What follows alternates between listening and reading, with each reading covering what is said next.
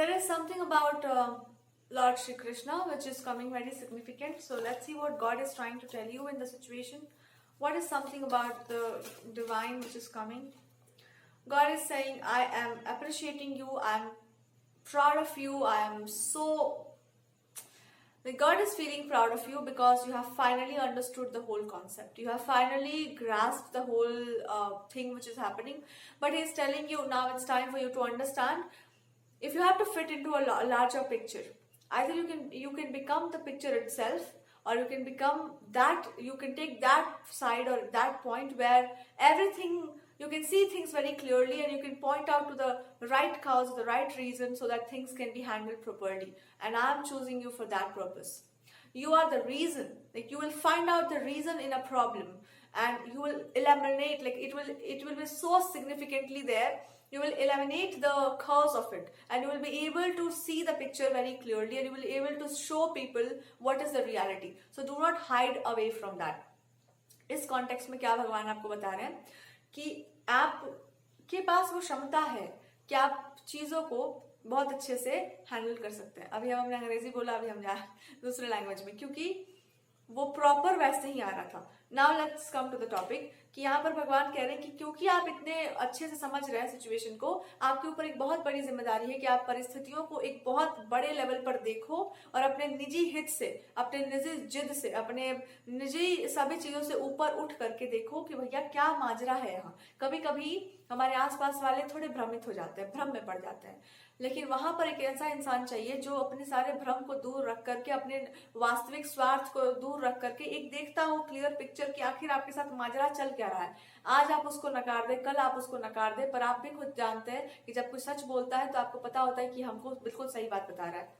और ट्रूथ को जो है थोड़ा समय लग सकता है, बट वो जब आता है बाहर तो वो बहुत अच्छे से बाहर आता है. सो भगवान आपसे कह रहे हैं कि तुम्हारे ऊपर बहुत बड़ी जिम्मेदारी है, इसलिए तुमको पॉलिश करना जरूरी है, तुमको खुद को साधना बहुत जरूरी है, तुमको हमेशा हर तरह के भ्रम से ऊपर उठना होगा.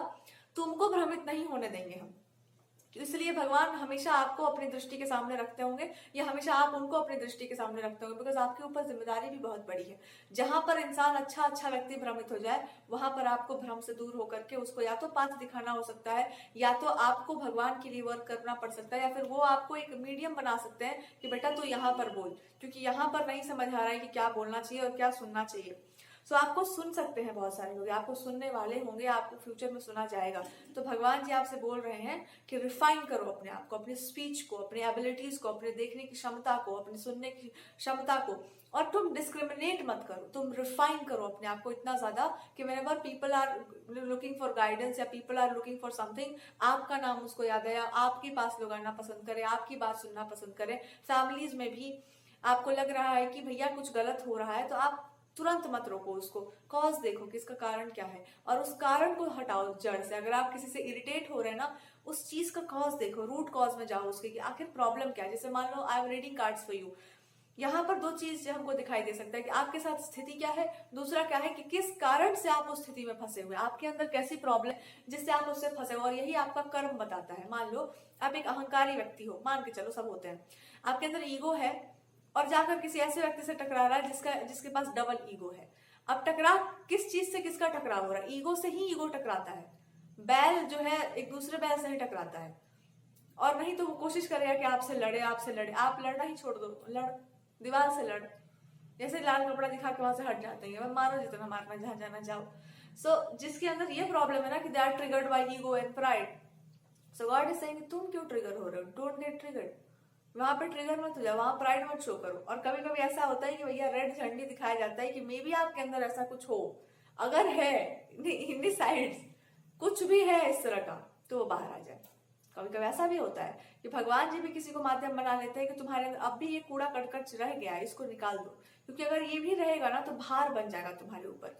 और हम बार बार ये बात बोलते हैं, हम फिर से बोलेंगे कि अपने ज्ञान का भार कभी चेहरे पर नहीं आने देना चाहिए. अपने नॉलेज का, अपने विजडम को अपने चेहरे पर मत लेकर आओ, क्योंकि वो दिख जाता है, क्योंकि वो इंसान भावनाओं से हीन हो जाता है. जब भावना से मनुष्य विहीन हो जाता है तो वो पशु बन जाता है.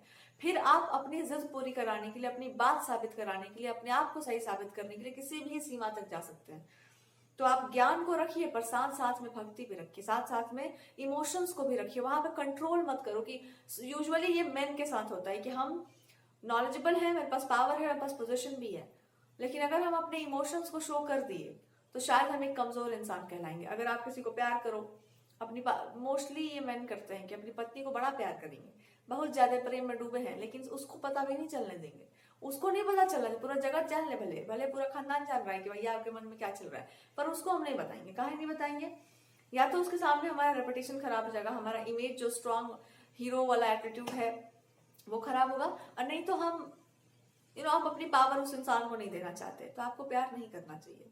फिर आपको भैया तब तुमको छोड़ देना चाहिए उस सिचुएशन को, या फिर वो इंसान खुद ही अपने आप को दूर कर लेगा। वो समझ जाएगा कि आपके अंदर प्राइड है, आपके अंदर एक अहंकार है, आपके अंदर ईगो है, और जहाँ ईगो है वहां रिलेशनशिप्स नहीं बनते। वहां पर आप बल से किसी को जीत सकते हैं, वहां पर आप अपनी संपदा से किसी को जीत सकते हैं, लेकिन आप उसको ऐसे नहीं पा सकेंगे, कभी नहीं। और अगर वो बढ़िया लड़की हो गई एकदम जिद्दी वाली, तब तो तुमको छोड़ ही देगी, बिल्कुल छोड़ देगी, बिकॉज वो समझ जाएगी कि यहाँ पर जो है हम कुड़ते रह जाएंगे और यहाँ पर सामने वाला मेरी बात नहीं सुनेगा, क्योंकि उसके अंदर एक्सप्रेशन ही नहीं है, क्योंकि वो चुप रहने वाला साइलेंट एक ट्रीटमेंट है, साइलेंट लव है, जो कभी सोसाइटी के सामने नहीं आएगा। तो वहां पर अपना समय आपको नहीं गंवाना चाहिए। ऐसा आपको लग सकता है, because it's like human nature कि भैया आप ये क्या कर रहे हैं, डबल गेम खेल रहे हैं हमारे साथ।